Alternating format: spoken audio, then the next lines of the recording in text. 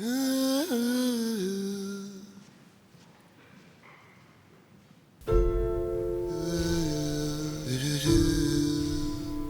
was 13 when I was told. I was just 8 years old. I found out on my 15th. Happy birthday. Yeah, happy birthday. I was given medicine by syringe. My parents knew since my birth. I was told by a nurse. It felt like a curse. It was my mum that broke the news. I thought I was gonna die. Not me. I put it aside, I didn't cry. I was playing footy, full of energy, fighting fit. I wasn't ill. They told me to sit. I never sit. 3 nurses, 2 doctors and a specialist said I had HIV. I was confused, it meant nothing to me. They assume you understand, but I really didn't know what it was, it didn't land. I thought it wasn't a big deal, I mean, I took it as a joke, but then I saw my mum and she was choked. In total shock, like brimming with tears, and only then did I feel fear. This thing I had must be bad. Why else would Mum be sad? When I was young, my mum died of cancer. I don't know if that's true, but when I asked, that was the answer. I grew up with it, in and out of hospital all the time. I took medication every day, but I didn't know why. I thought it was part of being a kid, that was what all children did. Then in year 8, we had a lesson on STDs. So I asked my grandparents, do I have HIV? They looked surprised, thought I already knew. But honestly, I didn't have a clue. It was never spoken about. Then one night it came up on TV. It was my parents and me. Comic Relief made an appeal from Malawi. Some despairing kids and their dying mum. There was a silence in the room. I felt numb. I thought, is that what I've got? It can't be, I'm totally healthy. Those images are still with me. My mum said, never tell anybody. People will reject you. They'll know you got it from me. Just lie. Like a fool, at primary school, I broke her rule. I told a friend who told his mum, who was scared and shared it with the headmaster, who broadcasted it faster than a newscaster during a national disaster to all the staff. And then my mum got hauled in to explain the appalling tale. By then, everyone knew. The head asked... Is it true? No. So she didn't get it through you? No, neither of us have HIV. Oh, good. Because I didn't think you were that kind of woman. What the hell did he mean? It's obscene to demean people like that, as if you're to blame and have to feel shame. It's not my fault, and it's not my mum's fault. There's no enigma to the stigma. People are stuck in the past. If I take my medication with dedication, then my viral load is undetectable. Yeah, undetectable. There's a very simple equation. U equals U. Undetectable equals untransmittable. And untransmittable means you can't get it from me. And you can't get it from me. Not through sex. If we had a baby, it wouldn't have HIV. It's outrageous. People think it's contagious. You can't get it from a kiss. From piss on the floor. From touching my door. From drinking my drink. From licking my sink. From touching my skin. From the clothes I'm in. From holding my hands. We haven't got AIDS. No, they're not the same. We won't die. We're totally fine. We don't need your pity. We just need you to be educated. At school, it's taught as an STD.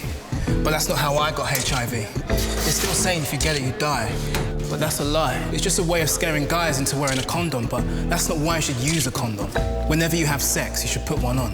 It's a manageable medical disease, like asthma or diabetes. But for some reason, it's not the same. Diabetics don't hide away in shame. They take meds just like us. So what's the fuss? Why is HIV used to cuss? My mother won't let me tell my brothers, so I'm not going to tell others. I lie to my own kith and kin. And that's another thing. I got it, but my siblings didn't. Even at home, I keep it hidden. When I found out, I shut down. Headphones on, and I shut down. Skepta song, you know it. Don't let it show. Shut down. Let no one know. Shut down. Can't talk to my folks. Shut down. Bad taste jokes. Shut down. Don't tell friends. Shut down. Boyfriends, girlfriends. Shut down. Don't let it show. Let no one know what I'm going through. 'Cause I shut down. Don't talk to me. Shut down. HIV. And I shut down.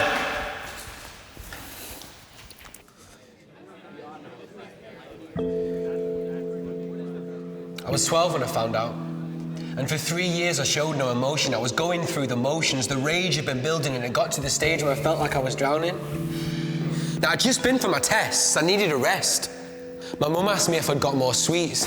That was her way of being discreet. I completely blew a fuse, started hurling abuse, picked up the table, went completely mental. and threw it across the room. Then the chairs, the books, the broom. Mum backed into her bedroom, let me fume and shout. I had a tantrum and stormed out. And walked and walked. Since that day, we've never talked. Mum and me. We've never talked about our HIV.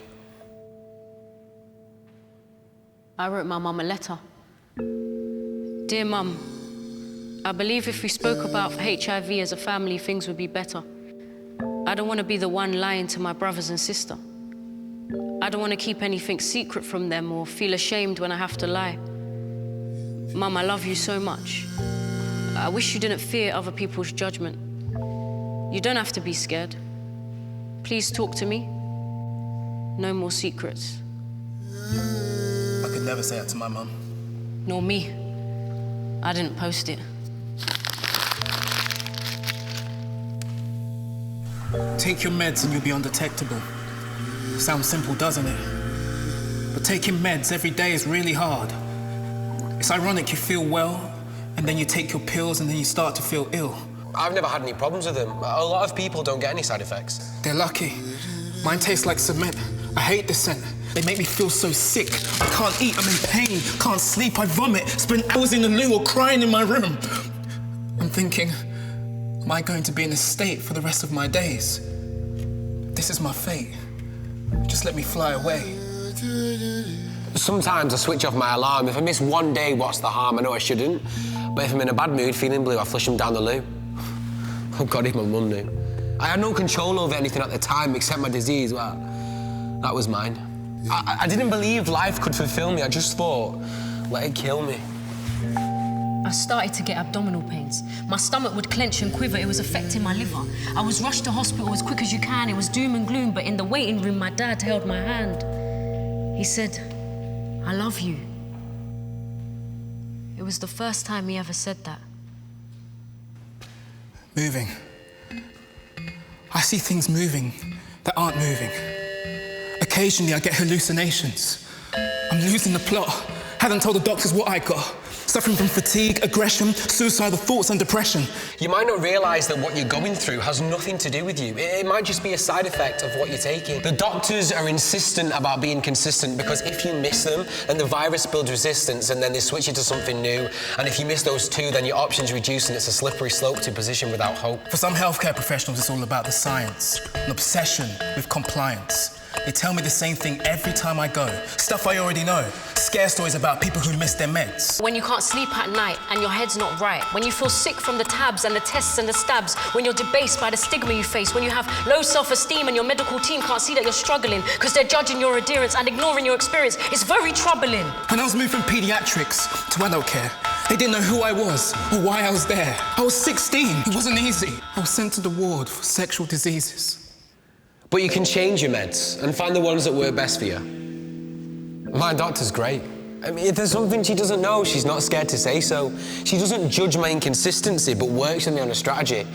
First, she rang me every day at home, and then she set an alarm on my phone.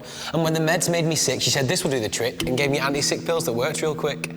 She asks about me, and all the things I do, she says, you can do this. I believe in you. I like the way she listens and shares all the decisions. She's the only one I confide in. To everyone else, I'm hiding. It's very hard telling people. Yeah, it is. There was a girl. I liked her and she liked me. We had great chemistry. But she didn't know I had HIV. I was 16, I didn't know what to do. I was too scared to share the truth. So I cut her off, disappeared from her life, left her alone, changed my phone. She'll never know why. I was dating, and it got so frustrating because my girlfriend wanted to make love. I'd held back for a while, as I often do, but Lord, above, I wanted to. So I told her the truth. She wasn't rude, she showed me respect, but that's where the story ends. She said, maybe we should just be friends. I met a guy, handsome and sweet. We'd been together for a few weeks, and I wanted to see what his attitude was to HIV. So I asked him what he knew. He said, not much. What about you? I casually threw him some facts to see how he'd react. I was encouraged by his curiosity, his lack of animosity.